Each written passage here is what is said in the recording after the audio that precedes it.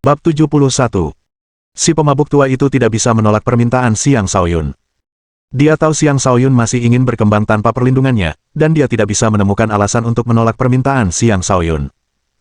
Jangan khawatir, dasar pemabuk tua. Aku sudah mendapatkan seorang ahli alam raja untuk menjadi pengawal sementaraku. Di sini, tidak ada orang biasa yang bisa melukaiku. Bahkan insiden ini hanyalah kecelakaan. Lagi pula, aku adalah orang yang sangat beruntung. Aku tidak akan mati semudah itu, kata Xiang Shaoyun. Ia mencoba menenangkan si pemabuk tua karena ia mengerti bahwa si pemabuk tua itu mengkhawatirkannya. Mungkin aku harus menangkap beberapa kultivator alam raja kecil di sini lagi.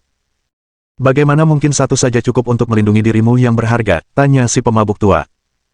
Jika orang lain mendengar kata-kata ini, mereka pasti akan sangat terkejut. Alam raja yang agung dan megah telah berubah menjadi kultivator alam raja kecil di mulutnya. Tidak, kita harus tetap tidak mencolok untuk saat ini. Sebelum kau pergi menemui adikku, tinggalkan beberapa jejak untuk menyesatkan mereka. Mungkin itu akan memberiku lebih banyak waktu. Xiang Shaoyun melambaikan tangannya. Keduanya berdiskusi lebih lanjut sebelum Xiang Shaoyun meminta 2 senjata raja, 2 baju zirah raja, dan beberapa batu spiritual. Adapun Wu Fuxiang yang pingsan akibat serangan gelombang suara, Xiang Shaoyun sendiri yang membunuhnya. Dia juga mengetahui dari si pemabuk tua bahwa Wu Fuxiang ini adalah patriark klan Wu. Oleh karena itu, mulai sekarang, klan Wu secara resmi akan menjadi musuhnya. Si pemabuk tua itu ingin membasmi klan Wu sebelum pergi, tetapi Xiang Shaoyun menghentikannya. Xiang Shaoyun ingin membasmi klan Wu sendiri. Lagi pula, akan sia-sia menggunakan si pemabuk tua itu melawan klan Wu yang kecil. Setelah berurusan dengan Wu Fuxiang, Xiang Shaoyun mengambil kuali itu untuk dirinya sendiri. Dia juga membersihkan ruangan tersembunyi itu. Ruangan ini sebenarnya adalah ruang kultivasi Wu Fuxiang. Cukup banyak harta karun yang telah ditimbun di sini, seperti beberapa batu spiritual tingkat rendah, obat-obatan spiritual, dan senjata. Hah! Ini batu petir, gumam Xiang Shaoyun takjub ketika menemukan batu ungu di sudut ruangan saat membersihkan ruangan dari harta karun. Selain warnanya, batu itu tampak sepenuhnya normal. Tetapi ketika dia mencoba menyentuhnya, percikan listrik akan muncul di sekitarnya, membuat para ahli alam transformasi pun tidak berani menyentuhnya begitu saja. Ini adalah batu yang mengandung kekuatan petir. Batu ini dianggap sebagai batu kelas raja, bahan yang bagus untuk menempa senjata raja. Sungguh sia-sia Wu Fuxiang membiarkan batu petir yang begitu berharga itu berdebu begitu saja. Tuan muda, izinkan saya menyegel batu petir ini untuk Anda terlebih dahulu.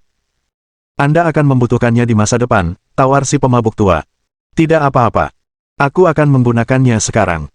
Xiang Shaoyun melambaikan tangannya dan meraih batu itu. Si pemabuk tua itu ingin menghentikannya, tetapi setelah sedikit ragu, dia memutuskan untuk tidak melakukan apapun. Saat Xiang Shaoyun menggenggam batu petir, batu itu mulai melepaskan arus listrik dengan kekuatan yang mengerikan. Tetapi ketika arus listrik menyentuh dagingnya, sebuah kekuatan penyerapan muncul dari tulang ungu di dalam dirinya dan langsung menarik energi listrik ke dalam tubuhnya.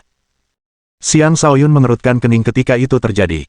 Energi listrik itu memberinya sensasi mati rasa, namun tidak melukainya. Sebaliknya, dia bisa merasakan kekuatannya bertambah. Lagi, gumam Xiang Shaoyun sebelum mempererat cengkeramannya pada batu itu. Kali ini, dia memicu lebih banyak energi listrik dari batu itu, menyebabkan kilatan arus listrik melingkari tangannya. Pak, energi listrik sebesar ini sudah cukup untuk menghancurkan segalanya, apalagi hanya daging. Namun pada saat ini, sesuatu yang aneh terjadi.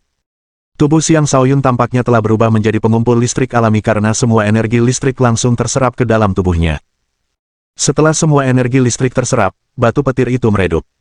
Si pemabuk tua menyaksikan semuanya. Matanya dipenuhi keheranan. Bahkan Xiang Shaoyun sendiri pun bingung. Apakah sesuatu dalam diriku telah bangkit, gumam Xiang Shaoyun pada dirinya sendiri. Tuan muda, Anda mungkin telah membangkitkan tulang petir yang unik bagi klan Xiang, teriak si pemabuk tua itu, suaranya bergetar. Tulang petir klan Xiang. Ya, itu mungkin. Xiang Shaoyun mengangguk. Ketika si pemabuk tua melihat betapa acuh tak acuhnya Xiang Shaoyun, dia tak kuasa berkata, Tuan muda, apakah Anda tidak senang? Bahkan ketua sekte sendiri telah hidup dalam penyesalan karena tidak mampu membangkitkan tulang petirnya. Sekarang Anda telah membangkitkannya, dia pasti akan senang mengetahuinya. Apakah aku seharusnya merasa bahagia? Ayahku toh adalah anak terlantar dari klan itu. Aku benci klan itu, dan aku benci tulang ini, kata Xiang Shaoyun, amarah terpancar di wajahnya. Oh, Tuan muda, lupakan saja mereka. Bagaimanapun, membangkitkan tulang petir ini akan sangat membantu meningkatkan kekuatan tempur Anda. Ini juga akan membuat balas dendam Anda di masa depan jauh lebih mudah, kata si pemabuk tua. Xiang Shaoyun hanya mengerang sebagai jawaban. Kemudian dia berkata, ayo pergi. Bawa semua barang ini ke tempatku, dan kau bisa pergi setelah itu. Sekitar 8 atau 10 tahun lagi, kita akan kembali ke sekte. Ya, Tuan Muda, jawab si pemabuk tua itu, dengan tatapan rindu di wajahnya. Di masa lalu, ia merasa tuan mudanya terlalu muda dan polos, menyia-nyiakan bakatnya dengan menolak untuk berlatih kultivasi. Namun sekarang, ia memandang tuan mudanya dengan pandangan yang sama sekali baru. Xiang Shaoyun dan si pemabuk tua meninggalkan ruangan tersembunyi dan tiba di bangunan terbengkalai. Begitu Xiang Shaoyun muncul, sebuah teriakan terdengar, dan kilatan putih menerkamnya. Si kecil putih kemudian muncul di pelukannya. Xiang Shaoyun mengelus si kecil putih dan berkata, anak kecil, aku telah membuatmu gelisah. Si putih kecil menggosokkan kepalanya ke telapak tangan Xiang Shaoyun dan menjilati telapak tangan itu dengan mesra, mengisi hati Xiang Shaoyun dengan kehangatan. Ini, kau bisa makan tangkai obat kuno ini, kata Xiang Shaoyun sambil memberi makan si kecil putih sebatang obat kuno. Si kecil putih tidak ragu-ragu dan langsung menelan obat kuno itu. Setelah menelan tangkainya, si putih kecil mengeong meminta lebih. Haha, kau rakus sekali. Baiklah, kau boleh makan sepuasnya hari ini. Xiang Shaoyun tertawa dan melanjutkan memberi makan Little White beberapa tangkai obat kuno lagi. Little White baru merasa kenyang setelah memakan semuanya. Si pemabuk tua itu berkata, Tuan Muda, anak harimau belang ini kemungkinan besar adalah spesies raja, tetapi tidak cocok untuk menjadi tunggangan Anda, bukan? Tidak apa-apa. Karena dia sekarang bersamaku, aku akan membuatnya kuat. Suatu hari nanti dia akan menjadi harimau iblis terkuat yang pernah ada. Xiang Shaoyun menyatakan dengan penuh percaya diri. Dan ketika si putih kecil mendengar pernyataan Xiang Shaoyun, dia meraung untuk menggemakan sentimen yang sama. Baiklah, ayo pergi. Sudah waktunya membalas budi mereka, kata Xiang Shaoyun. Maka, mereka kembali ke istana balai bela diri. Kali ini, si pemabuk tua dengan satu tangan menggendong Xiang Shaoyun, dan mereka bergerak dengan kecepatan luar biasa. Orang biasa bahkan tidak bisa melihat mereka. Dalam beberapa tarikan napas, Xiang Shaoyun sudah kembali ke kediamannya. Bab 72. Setelah mengantar Xiang Shaoyun kembali ke kediamannya, si pemabuk tua itu terpaksa pergi dengan berat hati. Menatap si pemabuk tua yang pergi, Xiang Shaoyun menghela napas dalam hati, jangan khawatir, pemabuk tua. Tuan muda ini akan hidup dengan baik. Aku tidak akan mengampuni satupun dari para pengkhianat itu. Saat ini, Xiang Shaoyun sangat mendambakan agar kekuatannya meroket secara instan, tetapi dia juga menyadari bahwa hal seperti itu tidak akan terjadi. Belum cukup, masih jauh dari cukup. Aku harus berkembang secepat mungkin. Xiang Shaoyun bersumpah dalam hati. Setelah berganti pakaian, dia berjalan keluar dari kediamannya. Saat Xiang Shaoyun keluar, seseorang memperhatikannya. Pengawas itu berteriak kaget, itu X Xiang. Tetuan muda Xiang sudah kembali. Pengawas itu hendak memanggil nama lengkap Xiang Shaoyun, tetapi ia berhasil mengubahnya menjadi Tuan Muda. Sapaan baru itu terdengar hormat sekaligus menunjukkan keakraban di antara mereka. Hilangnya Xiang Shaoyun telah menimbulkan kehebohan besar di seluruh istana balai bela diri. Tetua Zhen Peng dan kepala istana sama-sama terlibat langsung dalam insiden tersebut.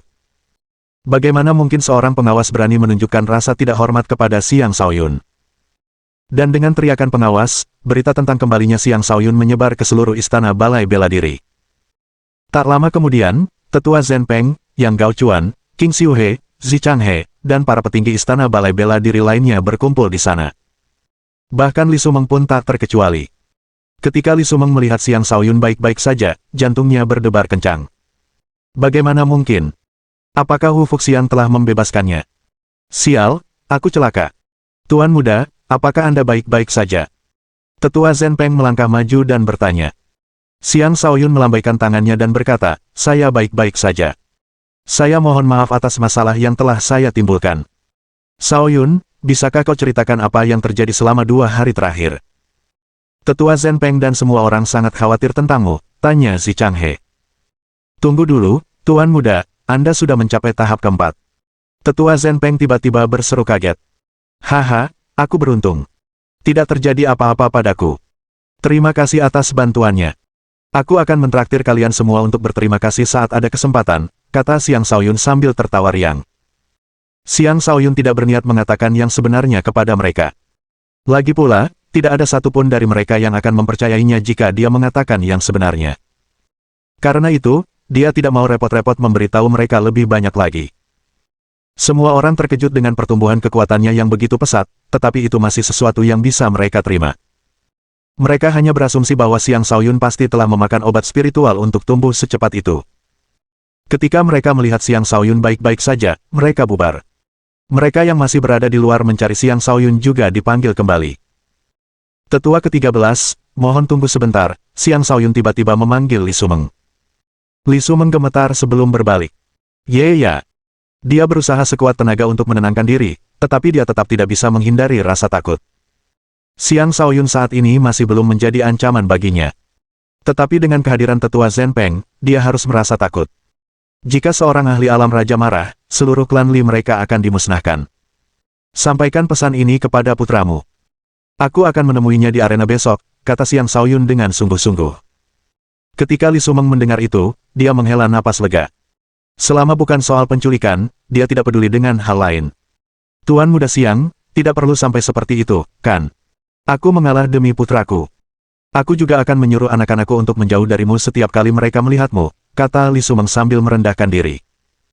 Dia bersumpah bahwa selama penculikan itu tetap menjadi rahasia, dia tidak akan lagi memprovokasi anak ini. Tidak. Dia terlalu sombong beberapa hari yang lalu. Saya sangat tidak senang. Saya akan menemuinya di arena besok. Jika saya tidak bertemu dengannya, saya akan lebih tidak senang lagi, dan kalian semua tidak akan mudah jika itu terjadi. Xiang Shaoyun menolak penyerahan diri. Lakukan saja seperti yang diperintahkan, kata Tetua Zhenpeng. Ya. Aku akan menyuruh putraku pergi dan membiarkan Tuan Muda Xiang melampiaskan amarahnya. Li Sumeng segera berjanji. Tidak perlu begitu. Katakan saja padanya untuk melawanku dengan segenap kekuatannya. Aku tidak akan menyesalinya meskipun aku terbunuh besok. Tetua Peng dan kakakku tidak akan berbuat apa-apa jika aku terbunuh di arena besok. Jangan khawatir, janji Xiang Shaoyun. Li Sumeng tidak tahu dari mana Xiang Shaoyun mendapatkan kepercayaan dirinya. Dia hanya mengangguk dan pergi. Begitu Li Sumeng pergi, si putih kecil menggeram di bahu Xiang Shaoyun dengan ekspresi ganas. Apakah itu dia? Tanya Xiang Shaoyun. Meong, jawab Little White. Saat itu, Zi Changhe berbicara. Ketika kau menghilang, dia keluar dari kereta tetua ke-13. Dia juga membawa kami ke sebuah bangunan terbengkalai di belakang kediaman Wu. Sayangnya, kami gagal menemukanmu. Jadi, benar. Xiang Shaoyun langsung mengerti semuanya. Li Sumeng adalah penculik yang menyerahkannya kepada Wu Fuxiang di bangunan terbengkalai itu. Bisa dikatakan bahwa keduanya adalah pelakunya. Tuan Muda, apakah Anda ingin saya? Tanya Tetua Zhenpeng sambil kilatan kejam muncul di matanya. Xiang Shaoyun menggelengkan kepalanya. Tidak, aku sendiri yang akan menangani sampah-sampah ini satu persatu. Ia menganggap klan Wu maupun Li Sumeng tidak lebih dari batu loncatan baginya. Xiang Shaoyun kemudian menanyakan kabar Lu Xiaoxing kepada mereka. Ketika mengetahui Lu Xiaoxing selamat, ia merasa lega.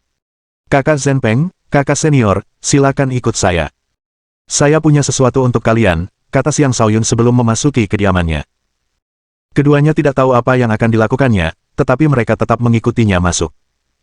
Tak lama kemudian, Xiang Shaoyun keluar dari kamarnya dengan membawa dua benda. Kedua benda itu tertutup kain hitam, tetapi dari bentuknya, jelas terlihat bahwa itu adalah senjata. Dia menyerahkan kedua benda itu kepada mereka dan berkata, ambillah, aku yakin ini akan berguna bagi kalian. Tetua Zhenpeng adalah orang pertama yang menerima hadiah itu. Dia menyingkirkan kain hitam itu, memperlihatkan pedang di bawahnya. Tanpa berpikir panjang, dia menghunus pedang itu. Desir. Saat pedang itu keluar dari sarungnya, pancaran cahaya terang melesat ke langit, seolah-olah seekor burung rok berapi sedang melayang di angkasa. Ini adalah senjata raja, seru Tetua Zhenpeng, suaranya bergetar. Tenanglah, Pak Peng. Jauhkan dulu agar tidak menimbulkan masalah yang tidak perlu, kata Xiang Shaoyun dengan acuh tak acuh. Oh, benar, ya. Aku terlalu bersemangat. Tetua Zhenpeng dengan cepat memasukkan kembali pedangnya ke dalam sarungnya. Senjata raja. Apa aku juga mendapatkannya? Seru Zi Changhe kaget sebelum ia juga melepaskan kain hitam dari hadiahnya. Sama seperti sebelumnya, cahaya menyilaukan melesat ke langit, namun kali ini, warna cahayanya berbeda. Warnanya ungu. Ini adalah tombak petir ungu yang asli, seru Zi Changhe dengan gembira. Benar. Satu pedang rok api dan satu tombak petir ungu, keduanya adalah senjata raja biasa, tapi kurasa itu sudah cukup untuk saat ini, kata Xiang Shaoyun. Ini bukan senjata raja biasa, kan? Ini setidaknya senjata raja tingkat menengah. Ini adalah harta karun berkualitas tinggi. Tetua Zhen Peng memang masih cukup berpengetahuan. Ya, mereka terlalu berharga. Kita tidak bisa menerimanya, kata Zi Changhe. Ambil saja. Kita bisa mendapatkan barang-barang biasa ini sebanyak yang kita mau, kata Xiang Shaoyun dengan acuh tak acuh. Bab 73. Hadiah pertama yang diterima Tetua Zhen Peng dan Zi Changhe dari Xiang Shaoyun adalah senjata raja, dan Xiang Shaoyun bahkan mengklaim bahwa itu hanyalah senjata biasa.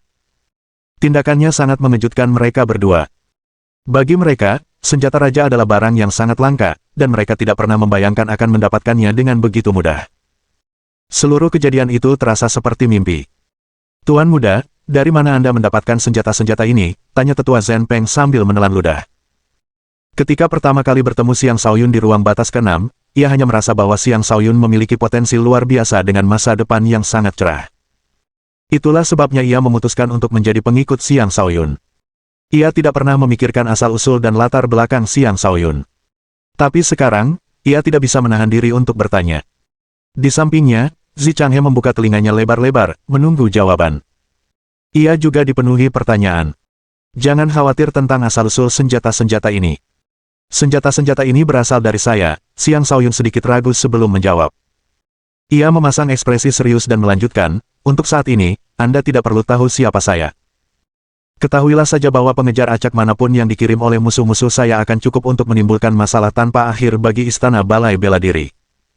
Karena itu, Tetua Peng, pikirkan lagi jika Anda ingin terus mengikuti saya.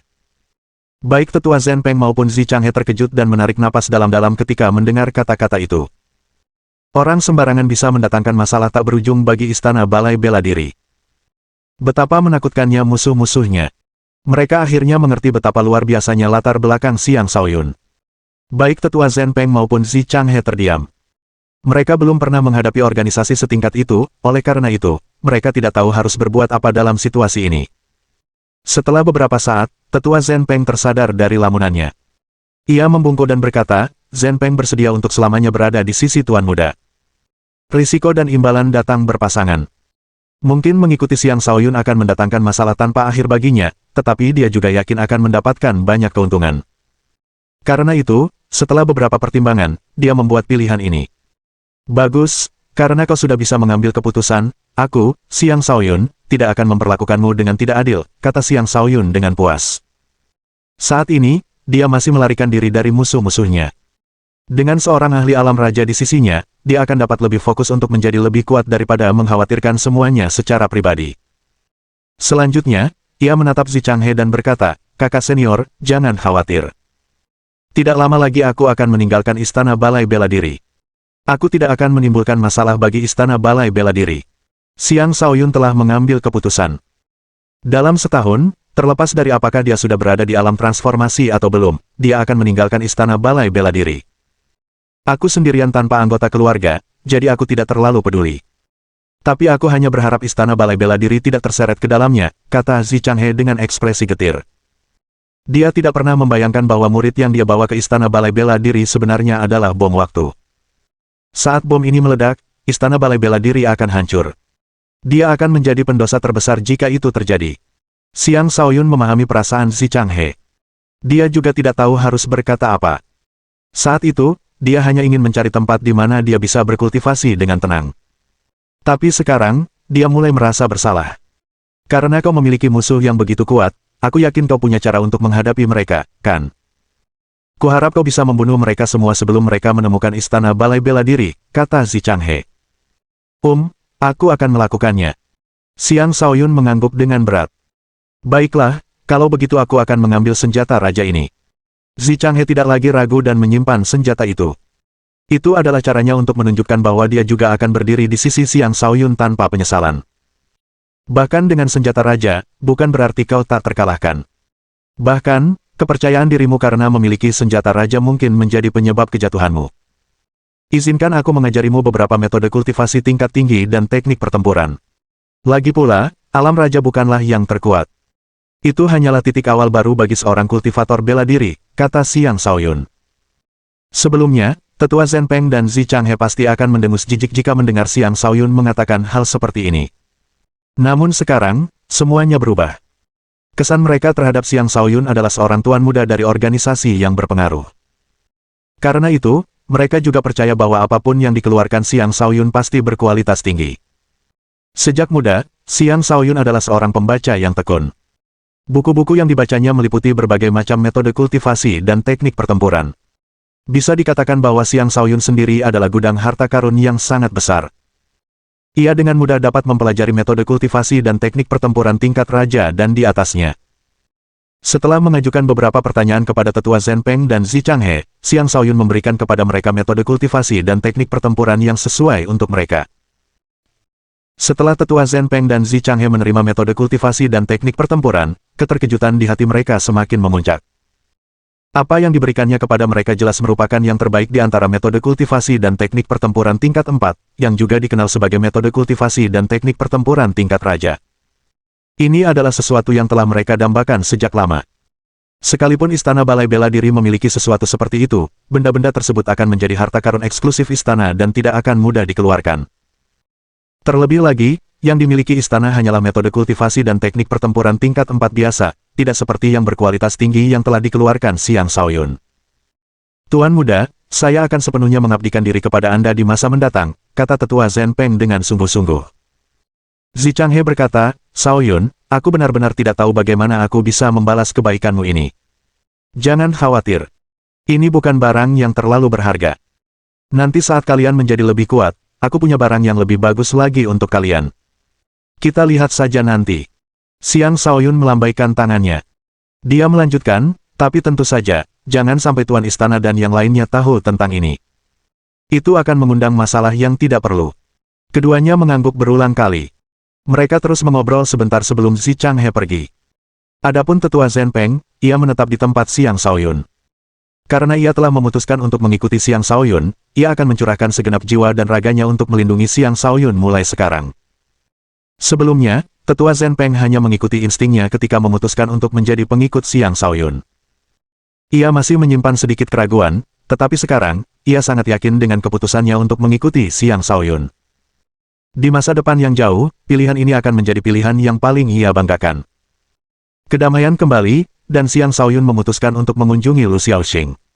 Apapun yang terjadi, dia telah terluka demi dirinya, dan dia telah mengakui Lu Xiaoxing sebagai temannya. Lu Xiaoxing tinggal di rumah tetua ke-11, He Yinghua. Karena itu, dia harus pergi ke sana jika ingin mengunjunginya. Dia berjalan santai di sana sambil menikmati lingkungan yang tenang. Peningkatan kekuatannya yang tiba-tiba membuatnya merasa cukup rileks saat ini. Kuharap kedatanganku tidak akan merusak kedamaian tempat ini, Xiang Shaoyun meratap dalam hati. Ia takut Istana Balai Bela Diri suatu hari nanti akan menghadapi kehancuran karena dirinya. Berdiri tepat di situ, sebuah suara tegas tiba-tiba terdengar dari belakangnya. Hah! Ada niat membunuh. Xiang Shaoyun memiliki firasat buruk, dan tanpa menoleh, sosok anggun yang dilihatnya di pegunungan 100 binatang muncul dalam pikirannya. Ketika dia memikirkan orang itu, alih-alih berdiri, dia mempercepat langkahnya. Kenapa kau lari? Berhenti. Apa kau dengar aku? Suara itu terdengar lagi, dan semakin mendekat kepadanya. Aku harus ke kamar mandi. Lagi pula kita tidak terlalu dekat, sampai jumpa, Xiang Shaoyun memberikan jawaban asal-asalan lalu pergi. Bab 74. Orang yang memanggil Xiang Shaoyun tak lain adalah Gong Qinyin, yang pernah ia temui saat melakukan perjalanan di pegunungan 100 binatang. Pertemuan singkat itu meninggalkan kesan mendalam bagi keduanya. Karena itu, tak satu pun dari mereka bisa melupakan pertemuan tersebut. Saat itu, mata dingin Gong Qinyin terbuka lebar dipenuhi amarah, seolah-olah dia hendak memangsa seseorang. Dia menunggangi seekor singa iblis, seekor singa salju remaja yang baru saja mencapai alam iblis menengah. Saat dia melihat Xiang Shaoyun berlari, dia yakin bahwa dialah musuh yang tidak bisa dia lupakan. Kau tidak akan bisa lolos dariku di Istana Balai Bela Diri, teriak Gong Qinyin sebelum menembakkan panah ke arah Xiang Shaoyun. Desir. Anak panah ini tampak lebih merusak daripada anak panah yang ditembakkan saat pertemuan mereka sebelumnya. Anak panah itu langsung menuju punggung Xiang Shaoyun. Astaga, kau tidak perlu menyerang untuk membunuh saat kita bertemu, kan? Teriak Xiang Shaoyun ketika merasakan panah yang datang dan dengan cepat menghindarinya. Gong Qinyin memang telah menjadi lebih kuat, tetapi pertumbuhannya tidak sebanding dengan Xiang Shaoyun. Bahkan, keduanya sekarang berada pada tingkat kultivasi yang sama. Karena itu, tidak akan mudah bagi Gong Qingyin untuk melakukan apapun pada Xiang Shaoyun. Dia menembakkan beberapa panah lagi tetapi tetap gagal mengenai Xiang Shaoyun. Ketika dia melihat seorang pengawas datang ke arah mereka, dia segera berkata, "Pengawas yang terhormat, tolong tangkap orang mesum ini untuk saya." Gong Qingyin adalah murid pribadi kepala istana, Yang Gaochuan, dan dia memiliki kedudukan tinggi di istana. Karena itu, kata-katanya masih memiliki pengaruh. Sayangnya, ketika para penegak hukum melihat dengan jelas siapa yang ingin dia tangkap, mereka semua berhenti. "Nona Qingyin, dia adalah Xiang Shaoyun. Kami tidak bisa menangkapnya," kata pengawas itu sambil tersenyum getir. "Apa maksudmu?" tanya Gong Qingyin dengan bingung. "Ia telah pergi selama 3 bulan, jadi wajar jika ia tidak mengetahui perubahan-perubahan terbaru di istana." Pengawas itu menjawab, "Dia adalah adik dari tetua Zi Changhe, juga memiliki fisik bintang 5 sepertimu. Dia baru bergabung selama 2 bulan, dan bahkan kepala istana sangat menghargainya. Semua sumber daya istana balai bela diri telah disediakan untuknya. Tak seorang pun dari kita memiliki wewenang untuk menangkapnya." Ekspresi sadar muncul di wajah Gong Qingyin, tetapi dia segera mencibir, "Baiklah. Karena ini adalah istana aula bela diri, kau tidak akan bisa lolos dariku apapun yang terjadi." Setelah mendengar kata-kata pengawas, dia tidak lagi terburu-buru untuk memberi pelajaran kepada Xiang Shaoyun, jadi dia malah berhenti dan menuju kediaman kepala istana dengan menunggang kudanya. Ketika Xiang Shaoyun menyadari bahwa Gong Qingyin tidak lagi mengejarnya, dia langsung menuju ke tempat tetua ke-11. Gadis garang itu juga anggota istana balai bela diri. Sepertinya akan ada banyak masalah di masa depan, Xiang Shaoyun menghela napas dalam hati. Dia menggelengkan kepalanya dan mengesampingkan masalah itu. Dia memanggil penghuni di depannya, "Apakah tetua ke-11 ada di sini?" Xiang Shaoyun meminta audiensi. Sesosok wanita berjalan santai keluar dari kediaman.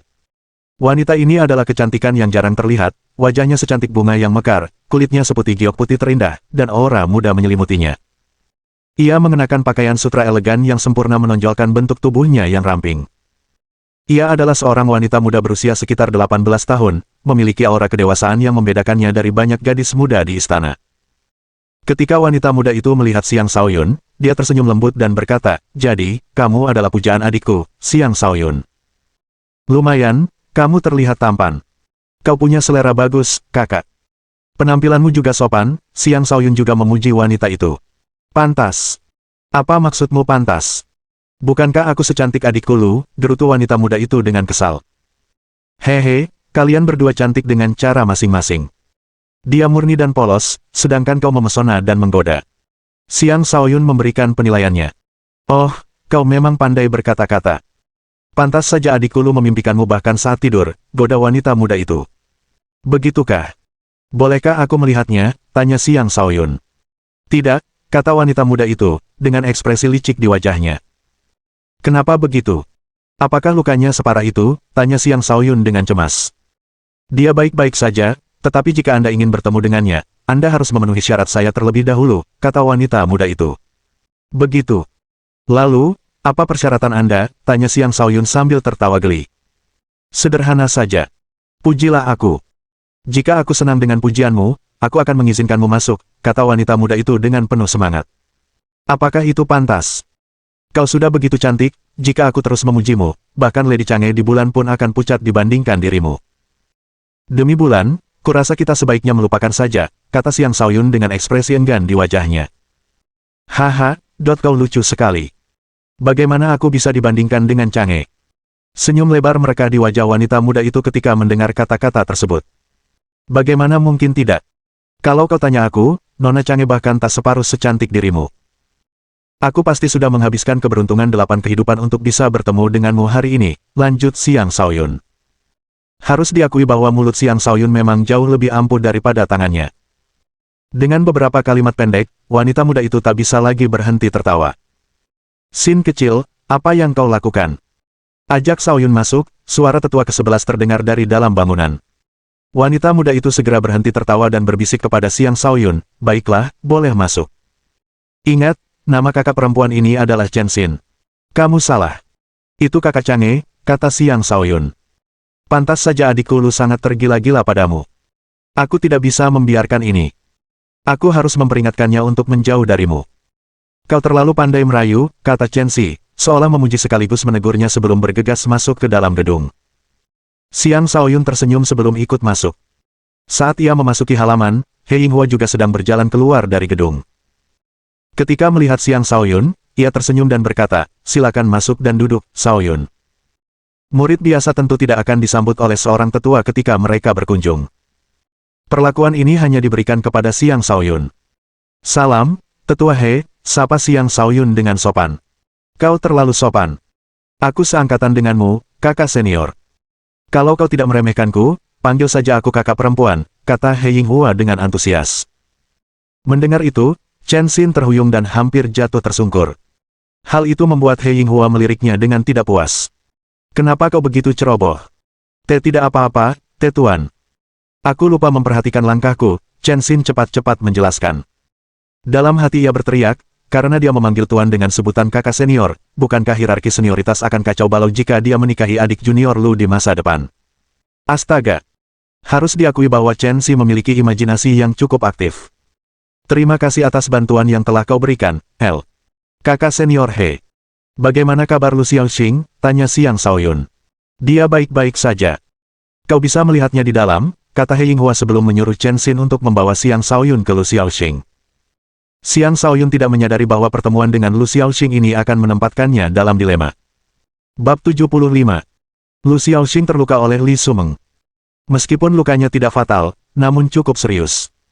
Untungnya, Zi Changhe segera merawatnya, sehingga ia dapat pulih tanpa banyak kesulitan. Setelah sadar, ia sangat khawatir tentang Xiang Shaoyun. Lagi pula, bahkan setelah Istana Balai Bela Diri mengirimkan pasukan pencarian besar-besaran, mereka masih gagal menemukan Xiang Shaoyun dan penculiknya. Itu sangat mengkhawatirkan. "Adikku, lihat siapa yang datang berkunjung," kata Chen Xin begitu tiba di luar kamar Lu Xiaoxing bersama Xiang Shaoyun. Lu Xiaoxing berjalan keluar kamar, wajahnya masih pucat. Saat melihat Xiang Shaoyun, air mata menetes dari matanya. "Ah, nak, jangan menangis. Kamu terlihat jelek saat menangis." Xiang Shaoyun berkata dengan seenaknya seperti biasanya. Dulu, setiap kali dia mengatakan hal seperti itu, Lu Xiaoxing akan marah. Tapi kali ini, dia malah menerkamnya. Aku sangat mengkhawatirkanmu." Lu Xiaoxing merintih dalam pelukan Xiang Shaoyun. "Hah? Ada apa ini?" Reaksi berlebihan itu membuat Xiang Shaoyun terkejut. Dia tidak pernah menyangka Lu Xiaoxing akan bertindak seperti ini. Ini benar-benar berbeda dari yang dia duga. Sungguh pria yang beruntung. Ingatlah untuk memperlakukan adikku dengan baik di masa depan. Chen Xin melirik Xiang Shaoyun sebelum berjalan pergi dengan angkuh. Xiang Shaoyun merasa semakin canggung setelah mendengar itu. Dia menepuk bahu Lu Xiaoxing dan berkata, "Lu Xiaoxing, kamu masih tidur atau bagaimana? Bangun." Dalam hati, dia bergumam, "Sial, dia memanfaatkan aku."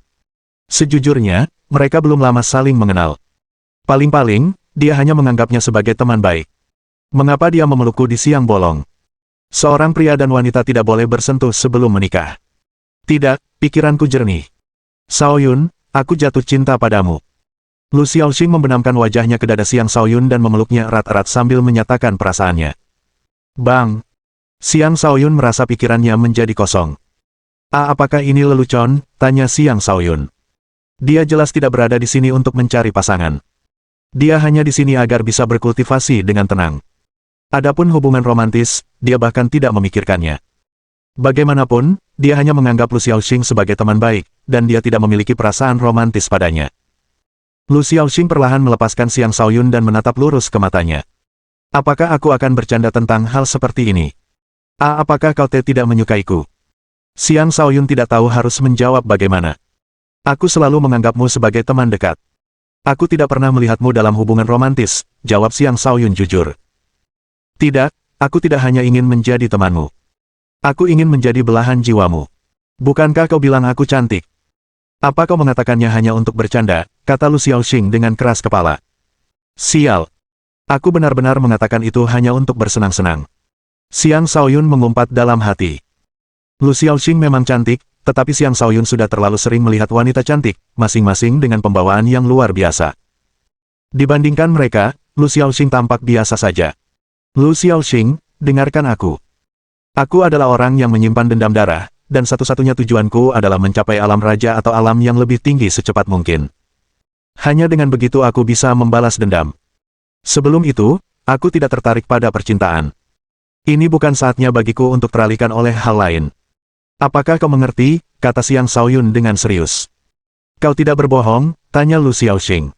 Aku bersumpah. Semoga petir menyambarku jika ini bohong. Xiang Shaoyun bersumpah. Gemuruh. Gemuruh. Tiba-tiba, langit menjadi gelap, dan guntur bergemuruh, membuat Xiang Shaoyun ketakutan setengah mati. Sial. Aku benar-benar tidak berbohong, teriak Xiang Shaoyun. Baiklah. Aku bisa menanggung beban itu bersamamu. Aku bersedia bekerja keras bersamamu, untuk suatu hari mencapai alam raja dan membalas dendam bersamamu. Lu Xiaoxing, sambil menggenggam tangan Xiang Shaoyun, berkata dengan gelisah. Dia benar-benar tampak siap memberikan seluruh dirinya untuk Xiang Shaoyun. Seorang wanita memang tak terhentikan ketika jatuh cinta. Pada titik ini, Xiang Shaoyun tidak tahu lagi harus berkata apa. Hatinya selalu lembut ketika menyangkut teman-temannya, dan dia tidak bisa terlalu kasar dalam menyampaikan kebenaran. Meskipun demikian, dia tetap orang yang cerdas. Dia dengan cepat berkata, Lu Xiaoxing, aku sangat tersentuh, tetapi jika kau benar-benar mencintaiku, kau harus membuktikannya dengan tindakanmu. Bagaimana kalau begini, jika suatu hari tingkat kultivasimu menyamai milikku, aku akan membiarkanmu menjadi wanitaku. Aku memiliki fisik bintang 5 dengan masa depan yang cerah di depanku. Aku juga tidak bisa membiarkan wanitaku terlalu lemah. Bagaimana menurutmu? Lu Xiaoxing agak berpikiran sederhana, dan dia menganggap kata-katanya masuk akal. Karena itu, dia mengangguk. Baiklah. Itu kata-katamu sendiri. Saat aku menyusulmu, kita akan bersama, dan kita akan membalas dendammu bersama. Aku sekarang berada di alam astral tahap keempat. Kau harus terus bekerja keras. Jika tidak, kesenjangan kita hanya akan semakin lebar, kata Xiang Shaoyun. Tidak, itu tidak akan terjadi. Aku akan menyusulmu. Lu Xiaoxing bersumpah dengan sungguh-sungguh sebelum mengecup pipi Xiang Shaoyun. Kemudian, dia melepaskannya, berbalik, masuk ke kamarnya, dan menutup pintu. Semua yang telah dia lakukan sebelumnya adalah hal-hal yang biasanya tidak akan pernah dia lakukan. Karena itu, dia terlalu malu untuk terus berhadapan dengan Xiang Shaoyun. Xiang Shaoyun hanya mengusap wajahnya sambil tersenyum getir, hatinya dipenuhi kesedihan. Sayangnya, ada beberapa hal yang tidak bisa dia terima. Jika ini terjadi di masa lalu, dia tidak akan keberatan bermain-main dengannya. Tapi sekarang dia adalah orang yang berbeda. Dia harus bertanggung jawab atas dirinya sendiri dan orang-orang di sekitarnya. Dia tidak ingin menyakitinya. Istirahatlah dengan baik. Aku pergi, kata Xiang Shaoyun lalu pergi. Namun, ia belum lama pergi ketika Chen Xin keluar dari suatu sudut dan berkata, bocah, kau berani memanfaatkan adikku. Akan kukatakan pada tuanku. Kurang ajar. Gurumu adalah kakak perempuanku. Jadi aku adalah paman bela dirimu, kata Xiang Shaoyun dengan ekspresi serius di wajahnya. Ketika Chen Xin melihat ekspresi serius Xiang Shaoyun, dia langsung merasa bersalah dan berkata, aku tidak bermaksud tidak sopan. Haha, aku cuma bercanda. Xiang Shaoyun tertawa terbahak-bahak. Dia melanjutkan, sarankan adikmu untuk meninggalkanku.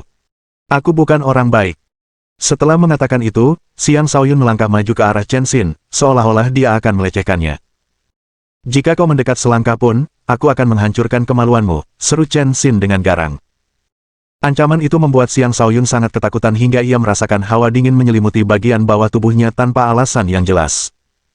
Ia segera melarikan diri. Baiklah, kau menang.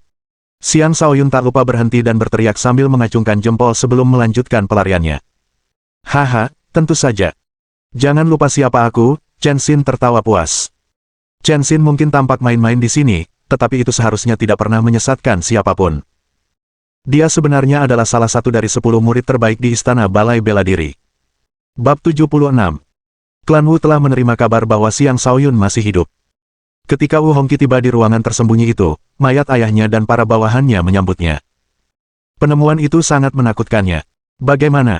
Bagaimana ini bisa terjadi? Apakah tetua Zhen Peng yang menemukan tempat ini? Itu tidak mungkin, gumam Wu Hongqi dengan hampa. Jika itu tetua Zhen Peng, dia pasti sudah datang sejak lama. Bagaimana mungkin semuanya tetap begitu damai? Diliputi kesedihan, Wu Hongqi kembali ke ruang kerjanya. Baru setelah sekian lama ia ingat untuk meminta bantuan dari klan Wu di kota Cloud Margin. Apapun yang terjadi, mereka harus mendapatkan ahli alam raja untuk membantu mereka.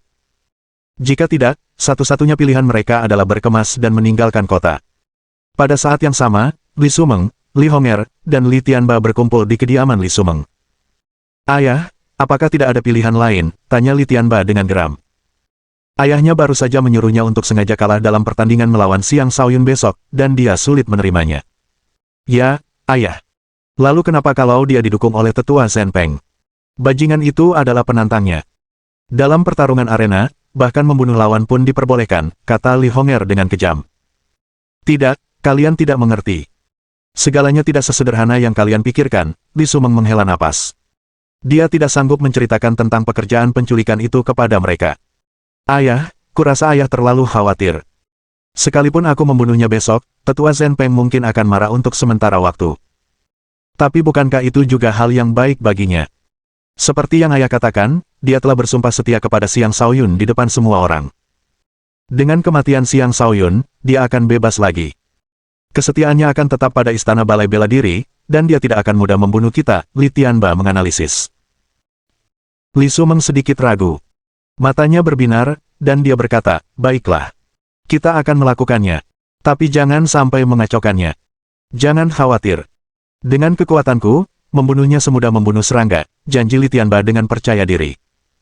"Jangan remehkan dia. Anak itu mungkin sudah menelan obat roh. Dia sudah berada di tahap keempat," Li Sumeng mengingatkan. "Lalu kenapa? Aku masih 2 tingkat di atasnya." Li Tianba tetap acuh tak acuh. Tentu saja, Xiang Shaoyun tidak menyadari percakapan mereka. Saat ini ia sedang berlatih teknik tinju petir dan teknik tombak petir. Dengan kekuatannya saat ini, ia mampu melepaskan kekuatan yang lebih besar dari teknik bertarungnya. Penguasaannya atas teknik tombak petir telah mencapai sekitar 85%. Fokus utamanya adalah pada teknik tinju petir. Tahap pertama penguasaan jurus tinju petir adalah melepaskan serangan yang menyerupai sambaran petir. Dia menghantam udara kosong, pukulan demi pukulan. Ki ungu yang berputar di sekitar tinjunya membuatnya tampak sangat mendominasi. Sambil berteriak, Xiang Shaoyun menerjang maju dengan keganasan seekor harimau dan melayangkan pukulan sekuat kilat. Sebuah kilat ungu melesat keluar dari tinjunya dan melesat tepat ke arah sebuah batu yang tidak jauh di depannya. Bang! Seketika itu juga, batu seberat hampir 500 kg itu hancur berkeping-keping. "Aku sudah mampu mengubah energi menjadi petir. Sepertinya tulang petir memang sangat bermanfaat bagiku," gumam Xiang Shaoyun pada dirinya sendiri. Bahkan kultivator alam astral tingkat 6 pun mungkin tidak selalu mampu melepaskan serangan yang begitu dahsyat. Xiang Shaoyun mengandalkan dirinya sendiri untuk melakukannya dan memang telah menjadi jauh lebih kuat dalam beberapa hari terakhir. Sehari semalam berlalu, dan berita tentang pertandingan itu telah menyebar ke seluruh istana balai bela diri. Apa yang sedang dilakukan Xiang Shaoyun? Dia baru saja kembali, dan langsung menantang Li Tianba. Apakah dia tidak tahu bahwa Li Tianba adalah salah satu dari 10 murid istana dalam terbaik? Ya. Bahkan jika dia sekarang berada di alam astral, dia tetap bukan tandingan Li Tianba. Apakah dia mencoba menciptakan keajaiban lain? Atau mungkin Li Tianba yang memprovokasinya untuk bertanding? Karena Xiang Shaoyun tidak bisa menemukan alasan untuk menolaknya, dia setuju. Kita lihat saja nanti. Saya punya firasat ini akan menjadi pertandingan yang layak ditonton. Pertandingan belum dimulai, tetapi semua murid sudah berkumpul. Tidak ada yang optimis tentang Xiang Shaoyun. Lagi pula, bagi mereka, jarak antara Xiang Shaoyun dan Li Tianba terlalu besar. Hah? Bukankah itu kakak senior Leng Han? Sudah lama tidak terlihat, tapi dia benar-benar muncul, seru seorang murid istana luar dengan cemas. Seruan itu membuat banyak orang menoleh, semua tatapan tertuju pada seorang pemuda berwajah dingin. Pemuda itu adalah Leng Han, seorang murid istana luar, sekaligus murid istana luar terkuat saat ini. Ia sangat terobsesi dengan kultivasi dan jarang terlihat sejak ia meraih posisi sebagai murid istana luar nomor 1. Ia menghabiskan sebagian besar waktunya untuk berlatih di luar istana. Kali ini, kemungkinan ia muncul karena kebetulan merupakan akhir dari salah satu perjalanan tersebut. Dengan demikian, ia berada di sini untuk menemui bintang baru yang sedang naik daun, Xiang Shaoyun. Di sudut yang berbeda, Mo Buhui dan Mei Lianhua juga muncul. Setelah perjalanan ke pegunungan 100 binatang sebulan yang lalu, Mo Buhui menghilang. Hari ini, dia akhirnya muncul kembali. Namun entah mengapa, wajahnya tampak aneh, seolah ada sesuatu yang tidak beres dengannya. Selain mereka, Xia Liuhui juga muncul. Dia baru saja menyelesaikan sesi kultivasinya yang terpencil. Dengan menggunakan mata air bintang bumi yang diberikan Xiang Shaoyun kepadanya, dia berhasil mencapai puncak alam astral tahap pertama. Pertumbuhannya sangat jelas karena kultivasinya meningkat 2 tahap sekaligus. Bosku pasti menang. Bosku pasti menang. Kali ini, dia bertingkah sangat mencolok. Dia mengenakan kain putih yang dililitkan di kepalanya, dan berteriak sambil mengibarkan bendera putih. Orang-orang di sekitarnya menjauh darinya, memandanginya seolah dia orang bodoh. Dalam hati, mereka mengumpat, dasar bodoh. Bukankah bendera putih itu tanda menyerah? Namun, seorang gadis tertentu tidak pergi. Dia berdiri di sampingnya, menunggu dengan tatapan penuh kerinduan. Gadis itu adalah Lu Xiaoxing. Dia ada di sini untuk menyemangati Xiang Shaoyun. Shaoyun pasti akan menang, pikir Lu Xiaoxing dalam hati. Tiba-tiba, terjadi keributan di salah satu sudut arena. Mengaum, mengaum. Beberapa raungan terdengar, menarik perhatian banyak murid. Ketika mereka menoleh, mereka melihat beberapa pemuda menunggangi berbagai binatang buas. Masing-masing dari mereka dilengkapi dengan senjata dan baju zirah, tampak sangat mengesankan dan perkasa. Apa yang terjadi di sini? Tanya pemuda tampan yang memimpin kelompok itu kepada adik laki-lakinya di sampingnya. Kakak Ye, ini adalah pertarungan arena antara kakak Li Tianba dan Xiang Shaoyun, jawab murid yang gugup itu. Aku kenal Li Tianba, tapi siapa Xiang Shaoyun? Apakah dia orang luar? Tanya pemuda itu. Dia adalah murid baru, adik dari tetua Markis Petir Ungu, seseorang dengan fisik bintang 5, kata murid itu. Lagi-lagi fisik bintang 5. Menarik, gumam pemuda itu, dengan raut iri di wajahnya. Pemuda ini adalah Ye Tianlong, salah satu dari 3 murid istana dalam teratas. Dia juga murid pribadi tetua pertama. Bab 77. 10 murid istana bagian dalam teratas semuanya berada di tahap akhir alam astral, fondasi generasi penerus istana. Ye Tianlong adalah orang yang mendominasi dan angkuh, dan itu terlihat jelas dari caranya menerobos maju sambil menunggang kudanya. Banyak murid di luar istana merasa tidak senang dengan hal itu, tetapi mereka tidak berani menyuarakan ketidakpuasan mereka. Di sini, hanya yang kuat yang berhak bersuara. Mereka yang tidak memiliki kekuatan harus selalu bersikap rendah diri agar yang kuat tidak menindas mereka. Kemunculan Ye Tianlong membuat suasana menjadi lebih meriah. Tidak lama kemudian, Wu Mingguang dan Wu Mingliang dari klan Wu juga tiba. Mereka dipimpin oleh saudara kelima mereka, Wu Mingyang. Wu Mingyang adalah seorang ahli yang setara dengan Li Tianba, atau lebih tepatnya, dia sekarang lebih kuat dari Li Tianba karena dia baru-baru ini berhasil menembus ke tahap ke-7 alam astral. Kakak kelima, Ye Tianlong sudah kembali, kata Wu Mingguang setelah melirik ke arah tertentu. Ya, sepertinya semua orang sedang melakukan persiapan terakhir untuk pertempuran kota dalam setengah tahun lagi, kata Wu Mingyang. Dia melanjutkan, selama aku mendapatkan salah satu tempat itu, aku tidak peduli dengan hal lain. Ya, saya yakin saudara kelima akan memukau dunia dengan satu prestasi gemilang. Dan jika kamu bisa mendapatkan kesempatan untuk berkultivasi di kota tepi awan, masa depanmu akan lebih cerah lagi, kata Wu Mingliang. Kalian berdua juga memiliki bakat yang cukup baik. Berhentilah memikirkan hal-hal yang tidak perlu dan fokuslah pada kultivasi. Disitulah seharusnya fokus kalian, saran Wu Mingyang. Akhirnya, Li Tianba tiba. Dilengkapi dengan baju zirah perang, ia menunggangi kadal lapis baja dan mengacungkan senjata, tampak seperti seorang jenderal yang akan menuju medan perang. Di belakangnya berdiri Li Hong'er, mengenakan gaun merah. Warna cerah itu sangat indah, namun ia tampak selalu memasang ekspresi arogan di wajahnya, ekspresi yang membuat siapapun yang memandanginya merasa jengkel. Kerumunan orang menyingkir dan memberi jalan bagi mereka, tetapi Li Tianba memilih untuk melompat langsung ke arena alih-alih berjalan ke sana. Dia masih berjarak sekitar 10 meter dari arena. Karena itu, jarak yang ditempuhnya dengan satu lompatan menarik sorak-sorai dari penonton. Terlepas dari karakter Li Tianba, dia memiliki kekuatan untuk membuktikannya. Begitu mendarat di arena, dia meraung, di mana Xiang Shaoyun.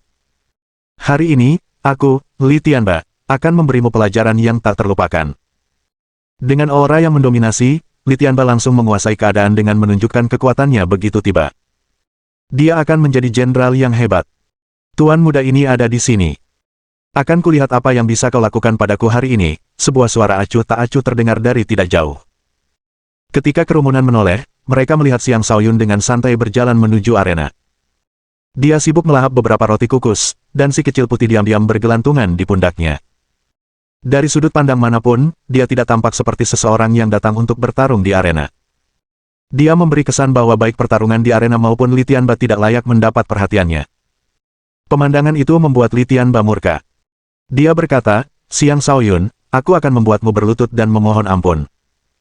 Heh, kau tidak akan bisa melakukan itu, kata Xiang Shaoyun sambil tersenyum saat makan, terlihat cukup lucu.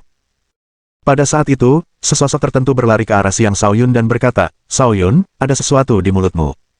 Biar ku bersihkan." Selain Lu Xiaoxing, siapa lagi orang ini? Kerumunan dipenuhi rasa iri. Melihat Lu Xiaoxing bersama Xiang Shaoyun seperti melihat bunga yang mekar tersangkut di tumpukan kotoran sapi. Tentu saja, itu karena rasa iri. Sebenarnya, banyak gadis juga berpikir Lu Xiaoxing tidak pantas untuk Xiang Shaoyun. Secara refleks, Xiang Shaoyun menghindari upaya Lu Xiaoxing untuk menyeka mulutnya, dan dia tersenyum sambil berkata, "Tidak, terlalu banyak orang. Saya malu." Tanpa menunggu Lu Xiaoxing bereaksi, dia menyerbu ke arah arena. Ketika tiba, dia menatap Li Tianba dan berkata, "Ngomong-ngomong, aku tidak keberatan kau dan adikmu bertarung bersama. Aku khawatir kau sendirian tidak akan bertahan lama. Haha, coba lihat apakah kekuatanmu sekuat mulutmu." Li Tianba tertawa terbahak-bahak sebelum melangkah mendekati Xiang Shaoyun. Dia tidak melancarkan serangan tiba-tiba. Sebaliknya, dia berencana untuk membuat Xiang Shaoyun memahami dengan jelas perbedaan kekuatan di antara mereka. Karena Li Tianba memiliki tubuh yang tinggi dan tegap, ketika dia membuka matanya lebar-lebar dan menatap seseorang dengan tajam, dia akan memancarkan tekanan tak berwujud. Sayangnya, itu tidak efektif melawan Xiang Shaoyun, yang pernah menghadapi kehadiran seorang ahli alam raja sebelumnya. Saat Li Tianba mendekati Xiang Shaoyun tiba-tiba berteriak, "Enyahlah."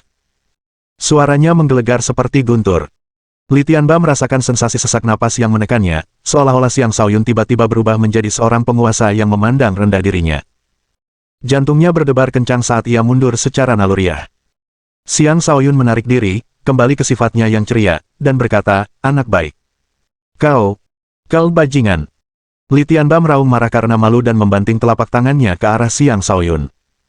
Telapak tangan beracun berdarah. Cahaya merah menyala menyelimuti telapak tangan Li Tianba saat energi telapak tangan itu langsung menghantam bagian vital Xiang Shaoyun. Saat Li Tianba menyerang, dia langsung berniat membunuh. Serangannya cepat dan ganas, bahkan kultivator alam astral tingkat 5 pun akan kesulitan untuk bertahan melawan serangan ini. Semua orang menahan napas dan menatap Xiang Shaoyun. Alih-alih menghadapi serangan itu, Xiang Shaoyun menghindar sebelum berteriak, "Tenang, aku ada yang ingin kukatakan." "Apa kata-kata terakhirmu?" Li Tianba meraung, jelas masih marah. Xiang Shaoyun melirik Wu Mingliang dan Wu Mingguang. Dia berkata, "Kalian semua berkumpul. Kalau tidak, ini akan membosankan." "Apa?" Semua orang terkejut melihatnya. Li Tianba sendiri sudah merupakan lawan yang menakutkan, tetapi Xiang Shaoyun juga menantang orang lain pada saat yang bersamaan. "Xiang Shaoyun ini terlalu berani." "Kau yakin ingin menantang kami?" tanya Wu Mingguang. "Haha. Apa kau terlalu takut untuk naik ke atas?" Xiang Shaoyun tertawa terbahak-bahak. "Baiklah, karena kau ingin mati, aku akan menurutinya," kata Wu Mingguang. Tepat sebelum ia melangkah ke arena, Wu Mingyang menepuk bahunya dan berkata, "Hati-hati. Anak ini tidak sesederhana kelihatannya. Jangan khawatir, kakak kelima. Dengan kakak Li di sini, dia tidak akan bisa berbuat apa-apa," kata Wu Mingguang sebelum melompat ke arena. "Masih belum cukup. Wu Mingliang, ikutlah juga. Kukira kau selalu ingin mengalahkanku. Aku memberimu kesempatan. Ayo, jika kalian benar-benar mampu mengalahkanku, aku akan mati tanpa penyesalan." Xiang Shaoyun melontarkan tantangan lain. "Kurang ajar." Wu Mingliang mengumpat dan ikut melompat ke arena. "Apakah kau berani mengizinkanku masuk ke arena juga?" Li Hong'er tak kuasa menahan diri untuk bertanya. "Ayo naik ke atas. Kalian berempat bisa menyerangku bersama-sama." "Tolong jangan mengecewakanku," kata Xiang Shaoyun sambil menunjuk ke arah mereka berempat. Semua orang berpendapat bahwa Xiang Shaoyun sudah gila. Satu kultivator alam astral tingkat 6, 2 kultivator alam astral tingkat 3, dan 1 kultivator alam astral tingkat 1. Kombinasi ini mampu membunuh bahkan seseorang di tingkat 6 alam astral. Apakah Xiang Shaoyun seorang kultivator alam astral tingkat 6? Itu tampaknya tidak mungkin. Bab 78. Apakah Xiang Shaoyun sudah gila? Dia menantang begitu banyak orang. Apakah dia berencana untuk menyelesaikan semua dendamnya sekaligus? Sebenarnya, ancaman terbesar di antara mereka adalah Li Tianba. Yang lainnya tidak berarti apa-apa. Tapi Xiang Shaoyun masih bertindak terlalu gegabah. Tidak ada yang berani melontarkan tantangan sembarangan seperti dia selama pertarungan di arena. Mungkin dia berpikir bahwa dengan fisik bintang 5 dia bisa melakukan apapun yang dia mau. Dia tidak tahu bahwa seorang jenius tidak berarti apa-apa sebelum dia dewasa. Aku terus merasa ada konspirasi di sini. Lihat senyum licik di wajahnya. Aku bisa mencium kelicikannya dari sini. Para murid yang mengamati mulai berbicara di antara mereka sendiri. Bahkan untuk pertandingan awal antara Xiang Shaoyun dan Li Tianba, orang-orang tidak optimistis tentang peluang Xiang Shaoyun. Sekarang dia menantang lebih banyak orang, semua orang percaya kemenangannya sama sekali tidak mungkin. Li Tianba berdiri di sana dan mengamati dalam diam sambil berpikir dalam hati, karena kaulah yang punya keinginan untuk mati, kau tidak bisa menyalahkan siapapun atas apa yang akan terjadi. Ada lagi. Akan kuhadapi kalian semua hari ini, kata Xiang Shaoyun, semakin mengejutkan orang-orang. Apakah dia akan menantang semua musuhnya? Cukup. Xiang Shaoyun, kau mau bertarung atau tidak? Berhenti main-main, teriak Li Tianba, akhirnya kehilangan kesabarannya. Hehe, kalian boleh menyerang sepuasnya. Ingat, jangan menahan diri. Kalau tidak, kekalahan kalian akan sangat menyedihkan, ejek Xiang Shaoyun sambil menunjuk ke arah mereka. Inilah saatnya dia melampiaskan amarahnya yang terpendam. Klan Wu dan klan Li hampir menyebabkan dia kehilangan nyawanya. Sekarang saatnya dia membalas dendam sedikit. Kita tidak butuh banyak orang untukmu. Aku sendiri sudah cukup, teriak Wu Mingguang dan langsung menyerang dengan senjatanya. Pedang panjang itu melesat di udara menuju Xiang Shaoyun. Dalam sekejap mata, banyak energi pedang menyelimuti Xiang Shaoyun, masing-masing sangat tajam. Wu Mingguang layak disebut sebagai ahli alam astral tingkat ketiga. Serangannya melepaskan 60% kekuatan teknik pedang, dan kultivator alam astral biasa akan kesulitan untuk bertahan melawan serangan seperti itu. Xiang Shaoyun memandang energi pedang itu dengan acuh tak acuh. Dengan tatapan meremehkan, dia berkata, terlalu lambat, terlalu lemah. Tepat setelah mengucapkan kata-kata itu, dia bergerak. Dia menari di tengah energi pedang, menghindari semuanya sebelum bergegas menghampiri Wu Mingguang. Pohon palem pemecah awan. Xiang Shaoyun hanya menggunakan teknik pertempuran tingkat 1 biasa, tetapi entah mengapa, teknik pertempuran tingkat 1 biasa ini mengandung kekuatan yang sangat dahsyat. Hati-hati. Li Tianba memiliki mata yang tajam dan segera menyadari bahwa Wu Mingguang dalam bahaya. Dia dengan cepat memberi peringatan sambil berlari mendekat. Sayangnya, dia sudah terlambat. Telapak tangan Xiang Shaoyun mendarat dengan mulus di dada Wu Mingguang. Bang! Telapak tangan itu membuat Wu Mingguang terpental. Dadanya terasa sesak, dan dia batuk darah tanpa henti. Ketika Xiang Shaoyun masih kultivator alam astral tingkat pertama, dia sudah mampu melawan kultivator tingkat ketiga. Sekarang dia berada di tingkat keempat, dia bisa mengalahkan kultivator tingkat ketiga semudah orang dewasa menindas anak kecil. Apa yang terjadi persis seperti yang dia inginkan, untuk memberi pelajaran kepada orang-orang sombong ini sebelum mereka menyadari betapa kuatnya dia. Setelah Wu Mingguang terlempar, Li Tianba datang dengan kapak besarnya dan mengayunkannya ke arah punggung Xiang Shaoyun. Xiang Shaoyun bergerak seolah-olah dia memiliki sepasang mata di belakangnya. Dengan gerakan kaki yang aneh, dia menghindari serangan itu dan menyerang ke arah yang berbeda. Sialan! Matilah! Wu Mingliang telah memperhatikan Xiang Shaoyun dengan saksama. Ketika dia melihat Xiang Shaoyun menyerbu ke arahnya, dia mengertakkan giginya dan menyerang. Wu Mingliang baru berada di tahap pertama alam astral. Serangannya tidak berarti apa-apa di mata Xiang Shaoyun. Seiring bertambahnya kekuatan Xiang Shaoyun, kecepatannya juga meningkat pesat hingga orang hampir tidak bisa melihatnya bergerak. Tanpa suara, dia tiba di belakang Wu Mingliang dan menendang punggung Wu Mingliang dengan keras. Dengan demikian, Wu Mingliang mengulangi apa yang telah terjadi pada saudara keenamnya, terbang di udara sambil batuk darah. Kaulah yang telah berulang kali menciptakan masalah bagiku. Akan kuberikan pelajaran yang tak terlupakan, kata Xiang Shaoyun sambil mengejar Wu Mingliang yang terbang dengan kilatan kejam di matanya. Jangan terlalu sombong. Li Tianba meraung dan mengerahkan seluruh kekuatannya untuk mengejar Xiang Shaoyun. Dia mengayunkan kapaknya. Sayangnya, kecepatannya tidak sebanding dengan Xiang Shaoyun. Setelah berhasil menyusul Wu Mingliang, Xiang Shaoyun menangkapnya dan melemparkannya ke arah kapak Li Tianba yang datang. Tidak. Wu Mingliang kencing di celana karena takut ketika merasakan kapak mengerikan itu mengarah ke arahnya. Ketika Li Tianba melihat apa yang terjadi, dia dengan paksa mengubah arah kapaknya karena sudah terlambat untuk menarik serangannya. Namun, Xiang Shaoyun menendang Wu Mingliang hingga membuatnya terlempar ke arah lintasan baru kapak tersebut. Li Tianba tidak punya cara untuk menghentikan serangannya, dan serangan itu tepat mengenai bahu Wu Mingliang, membuat lengannya terlempar. Darah berhamburan kemana-mana, memperlihatkan pemandangan mengerikan kepada semua orang. Ahahaha. Wu Mingliang meraih bahunya yang terputus dan meratap dengan pilu. Kakak ketujuh, teriak Wu Mingliang. Dia mencoba melompat ke arena, tetapi perwira bela diri menghentikannya. Petugas itu berkata, pertempuran yang sedang berlangsung tidak boleh diganggu. Setiap pelanggar akan dihukum mati. Bajingan! Dia memutus lengan saudaraku, teriak Wu Mingyang dengan marah. Siapa yang kau pikir sedang kau marahi?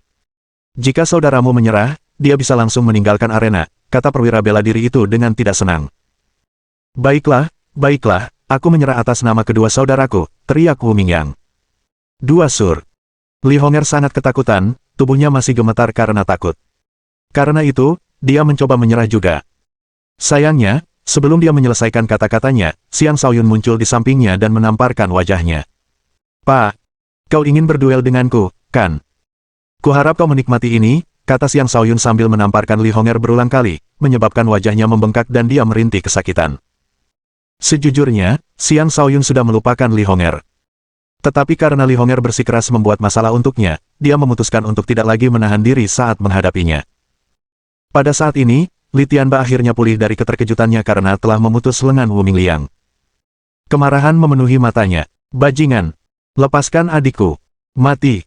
Kali ini, Li Tianba tak lagi berani mengayunkan kapaknya. Ia berlari dan melayangkan serangan telapak tangan ke arah Xiang Shaoyun dengan sekuat tenaga. Telapak tangan beracun berdarah, kekuatan 100%. Li Tianba, yang mengaku sebagai penguasa nomor 1 Istana Aula Bela Diri. Hari ini, izinkan tuan muda ini menunjukkan kepadamu seperti apa seorang penguasa sejati. Aku dilahirkan untuk menjadi raja, dan hari ini, aku menyatakan diriku sebagai penguasa. Dengan satu pukulan, aku akan mengalahkanmu. Xiang Shaoyun memutuskan untuk menggunakan Li Tianba untuk menegakkan dominasi, untuk menanamkan rasa takut di hati semua murid. Waktunya telah tiba baginya untuk membuktikan kekuatannya. Dia membuat Li Hong'er terpental dengan satu tamparan lagi, lalu mengepalkan tinjunya dan memusatkan kekuatannya ke dalamnya. Qi Ungu melingkari tinjunya sebelum tinjunya melesat untuk menghantam telapak tangan Li Tianba. Bang! Bab 79. Kepalan tangan beradu dengan telapak tangan, dan benturan itu menciptakan suara yang mengerikan. Energi astral menyebar kemana-mana. Semua orang percaya bahwa benturan itu akan melumpuhkan tinju Xiang Shaoyun. Tetapi ketika mereka melihat Li Tianba memegangi lengannya dengan tangan lainnya dan mundur, mata mereka hampir terbelalak karena tak percaya. Bagaimana ini mungkin? Li Tianba yang mundur. Apa aku salah lihat? Tidak, kau tidak salah lihat. Aku juga melihatnya. Kekuatan macam apa ini? Kukira Xiang Shaoyun 2 bulan lalu hanya kultivator alam dasar tingkat 3. Kenapa tiba-tiba dia cukup kuat untuk menghadapi Li Tianba tanpa kalah? Ini tidak masuk akal. Xiang Shaoyun ini benar-benar aneh. Dia sebenarnya setara dengan Li Tianba. Tidak, dia mungkin bahkan lebih kuat. Tidak heran dia berani menantang keempatnya sekaligus. Dia jelas seorang ahli dalam menyembunyikan kekuatannya sendiri, dan telah menyembunyikan kekuatan sebenarnya selama ini. Bagaimana lagi dia bisa sekuat ini? Sungguh seorang penipu. Ya ampun, dia tampan sekali. Gadis muda ini punya gebetan baru.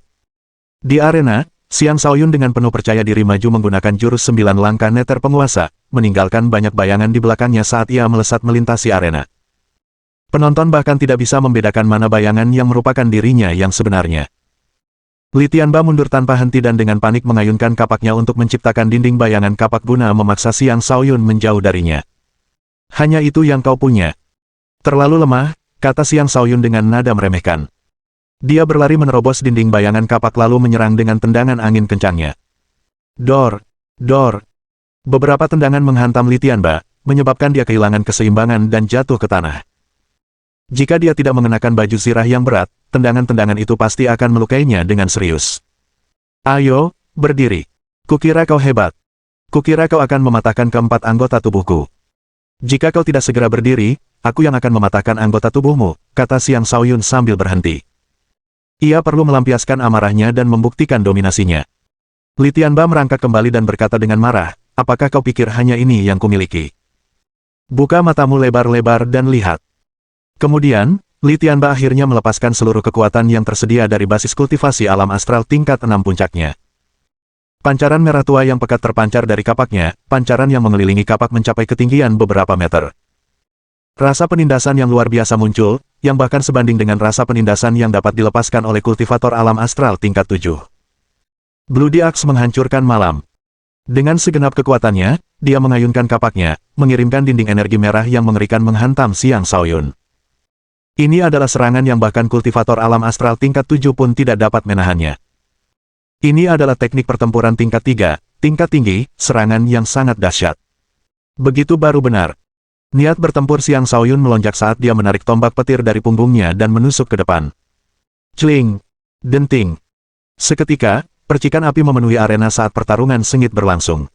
Setelah beberapa saat, tangan Xiang Shaoyun mulai mati rasa. Namun dia masih bisa bertahan. Li Tianba tidak cukup kuat untuk mengalahkannya. Adapun Li Tianba, semakin mereka bertarung, semakin buruk perasaannya. Dalam bentrokan langsung, Xiang Shaoyun sebenarnya tidak mengalami kerugian apapun. Bahkan, Xiang Shaoyun menangkis semua serangannya dengan sempurna, dan Li Tianba tidak bisa menerima hasil ini. Tepat pada saat itu, arus listrik mulai berderak di sekitar tombak Xiang Shaoyun saat tombak itu melesat dari sudut yang sulit dan menembus pertahanan Li Tianba sebelum mengenainya. Namun, baju zirah berat Li Tianba bukanlah barang biasa. Baju zirah itu menghentikan laju tombak, dan dia hanya terpaksa mundur selangkah. Xiang Shaoyun melanjutkan serangannya, kali ini mengincar anggota tubuh Li Tianba yang tidak terlindungi oleh baju zirah yang berat. Membunuh.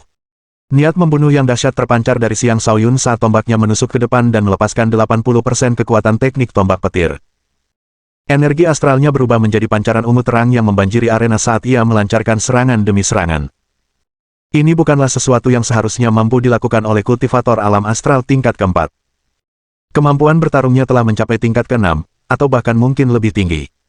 Bang! Serangan itu mengenai sasaran, menyebabkan darah menyembur dari hidung Li Tianba saat ia terlempar ke tepi arena. Kerumunan yang menyaksikan pemandangan ini terdiam.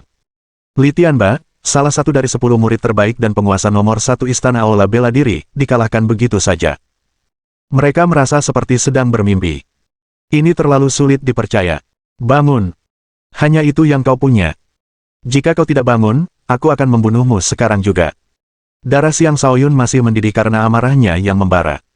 Li Tianba memang masih mampu berdiri. Sambil memegang lengan yang terluka dengan tangan lainnya, ekspresi hampir gila muncul di wajahnya. Dia berteriak, "Kau yang minta ini! Kau yang minta ini!" Saat dia berteriak, seluruh tubuhnya tiba-tiba berubah menjadi merah darah, dan aura berdarah menyelimuti sekitarnya. Aura berdarah itu memancarkan niat membunuh yang sangat kuat, yang membuat bulu kuduk semua orang merinding. "Tianba, hentikan!" Sebuah suara cemas tiba-tiba terdengar. Suara itu milik Li Sumeng, yang telah mengamati seluruh pertempuran. Dia tidak ingin melihat putranya menggunakan teknik itu. Itu adalah teknik terlarang. Tetapi Li Tianba bertindak seolah-olah dia tidak mendengar apapun. Pada saat ini, vitalitas Li Tianba tiba-tiba meledak. Teknik letusan darah. Ini adalah teknik yang mengumpulkan vitalitas seseorang ke dalam bintang-bintangnya untuk secara paksa meningkatkan tingkat kultivasi orang tersebut dalam waktu terbatas. Teknik ini hanya akan berlangsung selama 1 jam, dan penggunanya akan menderita akibat buruk setelah 1 jam berakhir. Dengan demikian, dari tahap ke-7, kekuatan Li Tianba tumbuh hingga pertengahan tahap ke-7, akhir tahap ke-7, hingga tahap ke-8 utama. Suatu kehadiran tertentu juga tampak muncul di udara. Ini berbeda dari kekuatan kehadiran yang akan dibuka seseorang selama alam transformasi. Sebaliknya, itu adalah kehadiran yang berbau darah. Dia benar-benar mencapai tahap ke-8. Sejak Xiang Shaoyun membuka kemampuan kehadirannya sebagai raja, dia memperoleh kemampuan untuk menilai tingkat kultivasi seseorang dari auranya. Itulah mengapa dia bisa melihat kekuatan baru Li Tianba hanya dengan sekali pandang. Xiang Shaoyun, mati. Li Tianba meraung dan menyerang Xiang Shaoyun seperti binatang gila. Dia menyerbu dengan kecepatan luar biasa dan mencapai Xiang Shaoyun dalam sekejap mata. Sebuah kepalan tangan yang diselimuti aura berdarah melesat ke arah Xiang Shaoyun. Bab 80. Ketika seseorang mencapai tahap ke-8 alam astral, setiap pukulan akan membawa kekuatan lebih dari 1000 kati. Pukulan seperti itu bahkan bisa mengubah batu menjadi bubuk. Menghadapi pukulan yang begitu menakutkan, Xiang Shaoyun tidak menghindar. Sebaliknya, niat bertarungnya melonjak saat dia berteriak, "Luar biasa!" Bintang-bintang di dalam dirinya mulai bersinar terang saat energi astral mengalir keluar dari tubuhnya. Tubuhnya melesat ke depan, dan dia membalas pukulan Li Tianba dengan pukulannya sendiri. Jurus Qi yang mengamuk, kekuatan penuh. Bang! Kedua tinju berbenturan, mengirimkan energi astral yang berhamburan kemana-mana. Benturan itu memaksa Xiang Shaoyun mundur beberapa langkah. Dia sedikit dirugikan dalam benturan tersebut. Matilah! Niat membunuh Li Tianba masih terus tumbuh, dan setiap langkah yang diambilnya menyebabkan tanah bergetar. Sekali lagi, dia melayangkan tinju merahnya. Tinju mengerikan itu membawa aura pembunuh dan berdarah. "Ayo, lawan!" Xiang Shaoyun tidak gentar dan kembali melayangkan pukulannya sendiri. Dor! Dor! Pukulan demi pukulan berbalas, berulang kali. Bahkan udara pun seolah bergetar akibat benturan-benturan tersebut. Pertempuran sengit terus berlanjut, dan darah para penonton mendidih karena kegembiraan. Kuat. Keduanya sangat kuat. Aku bahkan tidak akan mampu menerima satu pukulan pun dari mereka. Ya. Xiang Shaoyun benar-benar telah memaksa Li Tianba begitu keras hingga ia menggunakan teknik terlarang. Xiang Shaoyun terlalu kuat, tetapi sayangnya, kurasa dia tidak akan menang. Kita belum tahu itu. Jika Xiang Shaoyun bisa bertahan selama 1 jam, Li Tianba akan menjadi pihak yang kalah. Apapun hasilnya, Xiang Shaoyun akan memenuhi syarat untuk menjadi salah satu dari 10 murid terbaik mulai sekarang. Kekuatannya tak perlu diragukan. Suatu hari nanti aku juga akan sekuat mereka. Di antara para penonton, Lu Xiaoxing sangat gugup. Ia terus berpikir dalam hati, Shaoyun akan menang. Shaoyun akan menang. Kemenangan untuk bosku. Kemenangan untuk bosku. Xia Liuhui meraung sambil mengibarkan bendera putih berulang kali. Dia benar-benar larut dalam perannya sebagai bawahan kecil. Di arena, Xiang Shaoyun masih menahan serangan dominan Li Tianba. Beberapa pukulan telah menghantamnya, dan jejak darah terlihat menetes dari sudut bibirnya. Meskipun Xiang Shaoyun sangat kuat untuk seseorang di tahap keempat, Li Tianba masih 4 tahap di atasnya. Perbedaan kekuatan seperti itu bukanlah sesuatu yang mudah diatasi. Jika dia tidak berusaha sekuat tenaga, dia bisa saja kalah. Ayo, Xiang Shaoyun. Biarkan aku menunjukkan siapa penguasa sebenarnya. Aku, Li Tianba, adalah penguasa sejati. Li Tianba meraung histeris saat serangannya semakin intens. Bisa dibilang Xiang Shaoyun sudah cukup hebat untuk seorang kultivator alam astral tingkat 4. Tapi ini saja belum cukup baginya. Xiang Shaoyun berteriak, penguasa macam apa kau ini? Biarkan aku menghancurkan kepercayaan dirimu yang menyedihkan itu. Tiba-tiba, energi ungu muncul di sekitar tubuh Xiang Shaoyun. Energi ungu itu tampaknya telah berubah menjadi arus listrik sungguhan yang membawa daya penghancuran yang sangat besar. Tinju petir. Xiang Shaoyun bergerak seperti guntur yang menggelegar sementara tinjunya melayang seperti kilat. Ketika keganasan tinjunya mencapai tingkat tertentu, kilat yang mengerikan tiba-tiba melesat keluar dari tinjunya, kilat yang tidak kalah dahsyatnya dari kilat di langit. Pada saat yang sama, Li Tianba melepaskan seluruh kekuatan vitalitasnya dan mengirimkan tinju merah menyala langsung ke arah Xiang Shaoyun. Dor! Dor! Suara ledakan terus-menerus terdengar di arena. Cahaya ungu dan merah tua tampak telah mengeras saat berhamburan kemana-mana. Bahkan para murid di dekat arena pun berhamburan karena takut terkena dampak ledakan tersebut. Akhirnya, semburan darah menyembur tinggi ke udara, dan sesosok tubuh terlempar jauh. Ketika sosok itu jatuh ke tanah, semua orang terkejut. Orang yang terlempar itu adalah Li Tianba, orang yang telah menggunakan teknik terlarang. Adapun Xiang Shaoyun, dia berdiri di sana tanpa bergerak, masih dalam posisi siap meninju. Arus listrik berputar di sekitar tubuhnya, membuatnya tampak sangat mengesankan. Sungguh, tidak berguna, kata Xiang Shaoyun dengan nada meremehkan sambil menarik tinjunya. Li Tianba mencengkeram erat lengannya yang kini babak belur, dan auranya mulai menurun dengan cepat. Dia berteriak seperti orang gila. Waktu telah habis, dan dia sekarang menderita akibat menggunakan teknik terlarang. Tianba, seru Li Sumeng panik. Dia melompat ke arena dan memasukkan pil penyembuhan ke mulut Li Tianba. Bahkan perwira bela diri pun tak berani berkata apa-apa. Xiang Shaoyun tak berusaha menghentikan Li Sumeng. Ia hanya berkata dengan acuh tak acuh, kaulah penyebab semua ini terjadi. Sebentar lagi, aku juga akan menantangmu, tetua ke-13. Kemudian, Xiang Shaoyun meninggalkan arena dan berjalan dengan angkuh di bawah tatapan semua orang. Banyak sekali gadis muda yang menatap punggungnya dengan ekspresi terpukau. Xiang Shaoyun sangat kuat. Apakah dia menyatakan perang terhadap tetua ke-13? Beginilah seharusnya seorang penguasa. Sial. Sepertinya aku jatuh cinta padanya. Apa yang harus kulakukan? Apakah aku pantas untuknya? Aku sudah mengambil keputusan. Mulai sekarang, aku akan selalu berada di sisinya. Dengan parasku, dia pasti akan jatuh hati padaku.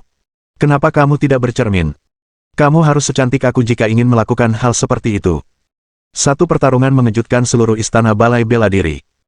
Para tetua dapat melihat dengan jelas bahwa Xiang Shaoyun masih seorang kultivator alam astral tingkat 4, tetapi dia sudah mampu mengalahkan Li Tianba yang kekuatan tempurnya telah mencapai tingkat 8 selama pertandingan. Dia benar-benar luar biasa. Dan dia memang layak menyandang gelar penguasa tertinggi. Pertandingan ini juga menyebabkan Yang Gao Chuan sekali lagi mengadakan pertemuan darurat antara para tetua. Di sana, ia mengumumkan bahwa mereka harus melakukan yang terbaik untuk melindungi Xiang Shaoyun, dan untuk menyediakan Xiang Shaoyun dengan semua sumber daya yang dimiliki Istana Balai Bela Diri. Mereka akan memberikan segalanya dalam membina Xiang Shaoyun. Tidak ada yang keberatan. Potensi Xiang Shaoyun jelas terlihat oleh semua orang. Dan dengan dukungan tetua Zhen Peng, tidak ada yang bisa keberatan. Sejak pertandingan itu, kediaman Xiang Shaoyun menjadi tempat yang sangat populer. Banyak murid perempuan yang terpikat berkumpul di sana dengan harapan dapat mengenal Xiang Shaoyun. Kakak ipar, keadaanmu tidak begitu baik. Banyak dari mereka bahkan murid istana, kata Xia Liuhui kepada Lu Xiaoxing di sudut tertentu. Di mata Xia Liuhui, Lu Xiaoxing sudah menjadi kakak iparnya, pasangan romantis kakak laki-lakinya, atasannya. Ini hanya membuktikan bahwa seleraku bagus. Mereka bisa dengan bebas memperebutkan Shaoyun denganku. Dia hanya akan menjadi milikku, Lu Xiaoxing menyatakan dengan percaya diri. Kemudian, alih-alih melanjutkan ke kediaman Xiang Shaoyun, dia kembali ke tempatnya sendiri. Dia bersumpah bahwa dia harus segera menyusul Xiang Shaoyun. Jika tidak, dia hanya akan semakin menjauh darinya. Sedangkan Xia Liuhui, dia berdiri di sana dengan pikiran kosong, tidak tahu apakah dia harus pergi atau tidak. Akhirnya, dia memutuskan untuk menerobos kerumunan. Berhenti mendorong. Berhenti mendorong. Astaga, bahkan alat kelaminku pun sakit gara-gara ini. Tepat setelah dia mengucapkan kata-kata itu, pukulan bertubi-tubi menghujani dirinya. Sial. Xiang Shaoyun adalah bosku. Siapa yang memukulku? Apa kau ingin masuk daftar hitam? Teriak Xia Liuhui. Kata-katanya berhasil. Para gadis dengan cepat memberi jalan dan membiarkannya lewat. Banyak dari mereka bahkan tersenyum padanya, berharap dia bisa mengajak mereka masuk bersamanya.